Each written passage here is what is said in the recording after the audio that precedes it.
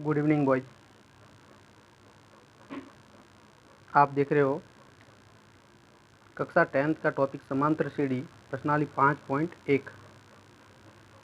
अब इसका हम 5.1 का पहला क्वेश्चन समझ लिया है। निम्नलिखित समांतर श्रेणी के लिए प्रथम पद एवं सार अंतर डी ज्ञात करना है। तो किसी भी एपी के लिए प्रथम पद क्या होता है और सार अंतर कैसे ज्ञात करते हैं वो हम पता करेंगे। तो सबसे पहले मान लिया मैंने एक समांतर श्रेणी ली, समांतर श्रेणी। समांतर श्रेणी का मतलब होता है कि किन्हीं ऐसी श्रेणी जिसके पदों के बीच में अंतर जो है वो क्या हो, बराबर हो। जैसे एग्जाम्पल मैंने लिया 1, 3, 5 और 7 डैश डैश डैश। ये क्या है, समांतर श्रेणी है। क्या है, समांतर श्रेणी। कौन सी, 1, 3, 5, 7। कैसे पता किया हमने ये समांतर श्रेणी है? इस समांतर श्रेणी को इंग्लिश में हम क्या कहते हैं, एपी। एपी का मतलब अर्थमेटिक प्रोग्रेसिव। अब हमने कैसे पता किया कि ये एक समांतर श्रेणी है? तो देखो, इस 1 और 3 के बीच में अंतर कितने का है, 2 का। 3 और 5 के बीच में भी अंतर कितने का है, 2 का। और 5 और 7 के बीच में भी अंतर कितने का है, 2 का। यानी जब पदों के बीच में अंतर जब बराबर होता है तो उसे कहते हैं कि वो एक समांतर श्रेणी है। तो 1, 3, 5, 7 ये क्या है, समांतर श्रेणी। उसी प्रकार इस पहले वाले क्वेश्चन में क्या दिया हुआ है कि निम्नलिखित समांतर श्रेणी के लिए प्रथम पद और सार अंतर ज्ञात कीजिए। अब देखो, प्रथम पद तो ये रहा, किसी भी समांतर श्रेणी का पहला पद दिया हुआ है हमें। तो इसका मतलब इस श्रेणी का अगर मैं ज्ञात करने जाऊं प्रथम पद तो कितना हो जाएगा, 1। अब दूसरी बात क्या कहा है हमें, सार अंतर पता कीजिए। सार अंतर किसको, डी। सार अंतर को हम क्या कहते हैं, डी। तो इस डी को पता कीजिए। तो देखो, इस सवाल के अंदर डी हम कैसे निकालते हैं, ये ध्यान दें। ये डी निकालने का एक फॉर्मूला होता है, उसे हम लिखते हैं A N minus A N minus 1। ये होता है डी निकालने का फॉर्मूला। क्या है, A N minus A N minus 1। बिल्कुल सरल है, कोई ज़्यादा बड़ा नहीं है। जैसे मान लिया मैंने, ये है मेरे पास A1 पद, ये है A2 पद, ये है A3 पद और ये है A4 पद। तो देखो, इसी से आएगा फॉर्मूला। तो देखो किस तरीके से हमें ये सॉल्व करना है, ध्यान से समझना। डी निकालते हैं यानी सार अंतर कैसे निकालते हैं, या तो आप क्या करो, A2 में से A1 घटाओ, या फिर A3 में से A2 घटाओ, या फिर A4 में से A3 घटाओ। ये सभी घटाने पर A2 में से A1 घटाओ या फिर A3 में से A2 घटाओ या A4 में से A3 घटाओ, सभी का सारांतर क्या आएगा, बराबर। तो डी निकालने का तरीका क्या है, या तो A2 में से A1 घटाओ, या फिर A3 में से A2 घटाओ, या फिर A4 में से A3 घटाओ। बात समझ में आ गई होगी आपको। यानी दूसरे पद में से पहला पद घटाओ, तीसरे पद में से दूसरा पद घटाओ, या चौथे पद में से तीसरा पद घटाओ। ये फॉर्मूला भी इसी पे बेस्ड है। कैसे, जैसे भाई n बराबर मैंने दूसरा 2 मान लिया, n बराबर क्या मान लिया, 2।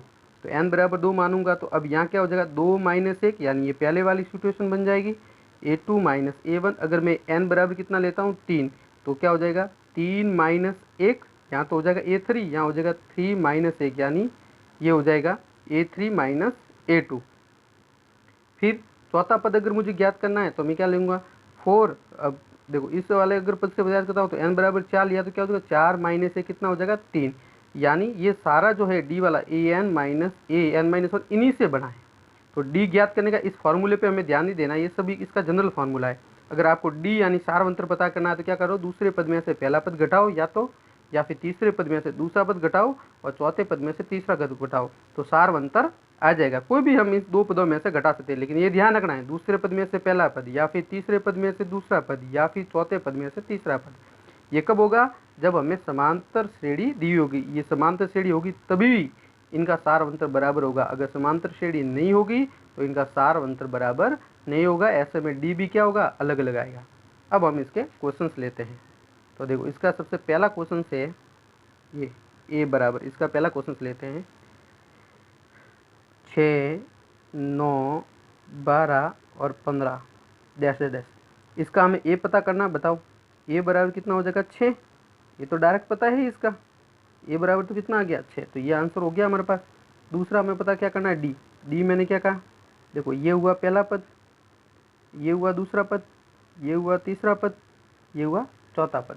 ठीक है, तो क्या करेंगे, दूसरे पद में से पहला पद घटाओ, या तीसरे पद में से दूसरा पद घटाओ, या चौथे पद में से तीसरा पद घटाओ, सार अंतर आ जाएगा। तो देखो मैं पहले पद में से A2 माइनस A1 कर देता हूँ, A2 माइनस A1, बताओ D बराबर A2 कितना है 9, A1 कितना है 6, तो बताओ D कितना आ गया 3। तो ये आ गया इसका सार्व अंतर, सार्व अंतर का मतलब पदों के बीच में अंतर कितना है वो, तो ये आ गया इसका आंसर। एक ये देखिए, ये हुआ सवाल पहला। अब एक सवाल हम माइनस वाला लेते हैं। कौन सा लेते हैं, माइनस वाला, कौन सा, बी वाला, बी वाला क्वेश्चन लेते हैं। देखो बी में क्या दिया हुआ है हमें, -7, -9, -11 और -13। अब ये हो गया A1, ये हो गया A2, ये हो गया A3 और ये हो गया A4। इसका मतलब ये पहला पद है, ये दूसरा पद है, ये तीसरा पद है और ये चौथा पद है। बताओ इसमें एक क्या हो जाएगा, A1 को या A को एक ही बात है, -7। तो पहला आंसर तो ये हो गया, -7 जो है वो इसका A है। अब D ज्ञात करना, तो D वही, D मैंने क्या बताया, देखो फॉर्मूला लिखा हो A2 माइनस A1, ये वाला।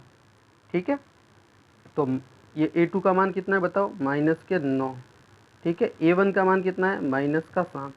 ये तो हुआ A2 कितना है, -9। A1 कितना है, -7 और बीच में ये माइनस है, ये माइनस, ये फॉर्मूले का। ठीक है, तो D बराबर देखो क्या हो गया, ये -9, -9 हो गए, माइनस माइनस प्लस कितना हो गए, +7। तो D बराबर क्या है, देखो माइनस प्लस माइनस, 9 में से 7 गए तो 2। हमेशा ध्यान रखना अंतिम वाले पद में बड़ी संख्या कौन सी है, उसके आगे किसका चिन्ह है वो यहाँ आएगा। तो 9 बड़ी संख्या, इसके आगे माइनस है, तो आंसर क्या आ गया, D बराबर -2। ये इसका आंसर हो गया। आ गया होगा आपको समझ में कि पहला पद तो हमें किसी भी समांतर श्रेणी का दिया हुआ है, नहीं दिया हुआ है तो इसका भी जो क्वेश्चन होता है उसके अकॉर्डिंग हम सॉल्विंग करते हैं। ठीक है, D निकालना है तो क्या तरीका है, या तो दूसरे पद में से पहला पद घटाओ, या फिर तीसरे पद में से दूसरा पद घटाओ, या फिर चौथे पद में से तीसरा पद घटाओ, तो उसका D आ जाएगा। अब हम एक बट्टे वाला सवाल लेते हैं, सवाल नंबर 3 C वाला सवाल लेते हैं। देखो C सवाल क्या है, C सवाल है हमारे पास 3/2, 1/2, -1/2 और -3/2, ये क्वेश्चन है। ठीक है, अब इसको मैं सॉल्व करता, बताओ इसका पहला पद क्या हो गया, आप खुद ही बता सकते हो, 3/2। अब देखो D निकालते हैं, D निकालते हैं, तो D निकाल क्या होगा, D निकालने के लिए देखो, D निकालने के लिए हमारे पास है, ये पहला पद हो गया, ये दूसरा पद हो गया, ये तीसरा पद हो गया और ये चौथा पद हो गया। ठीक है, अब देखो, अब हम क्या करते हैं, एक बार मैं अब चौथे पद में से तीसरा पद निकाल के D ज्ञात करता हूँ, तो A4 माइनस A3। देखो आगे सॉल्व करता हूँ, A4 कितना है, -3/2, A4 हो गया। ठीक है, ये तो A4 का मान मेरे पास। ठीक है, फिर क्या करना है, A3 कितना है, -1/2, ये -1/2, ये हो गया और बीच में सूत्र में माइनस है ना, तो ये माइनस लगा दिया मैंने। तो बताओ इसके आगे सॉल्विंग क्या हो जाएगी, -3/2, क्या हो गया, -3/2। फिर बताओ माइनस माइनस क्या हो गया, प्लस, प्लस का क्या हो गया, 1/2। तो आगे देखो लसब कितना आ गया इसमें, दोनों में 2, दोनों ऊपर सेम, ये दोनों हर में समान है, तो ऊपर वाले ऐसे कैसे, -3 + 1।